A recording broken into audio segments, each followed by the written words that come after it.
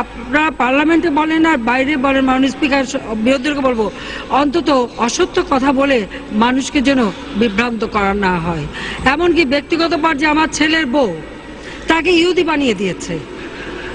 আমার দুঃখ হয়, অথচ তারা জানে না, বোধহয় একটু ভুল হয়ে গেছে। আমার ছেলের বউ ইহুদি না, হ্যাঁ সে খ্রিস্টান। খ্রিস্টান আমাদের আহলে কিতাব, আমাদের আহলে কিতাব, এটাও তাদের জানা উচিত। অবশ্য ইহুদি আছে, আমাদের ডক্টর কামাল হোসেনের মেয়ের জামাইটা ইহুদি, ওইটা বোধহয় বলতে ভুল করে আমার ছেলের বউর কথা বলে ফেলেছে।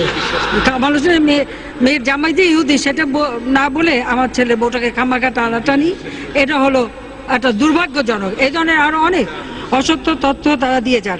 যা হোক, মাননীয় স্পিকার, আমি আর এ ব্যাপারে কথা বলতে চাই না। আপনি এই যে সুযোগটা করে দিয়েছেন সকলকে, আমি মনে করি এটা পার্লামেন্ট প্র্যাকটিসের জন্য অত্যন্ত ভালো, এবং আমি আশা করি আমাদের মাননীয় সংসদ সদস্য, বিশেষ করে বিরোধী দলের যারা, তারা যুক্তি নির্ভর এবং সত্য তথ্য দিয়ে কথা বলবেন, অহেতুক অসত্য তথ্য দিয়ে মানুষকে বিভ্রান্ত করার চেষ্টা করবেন না।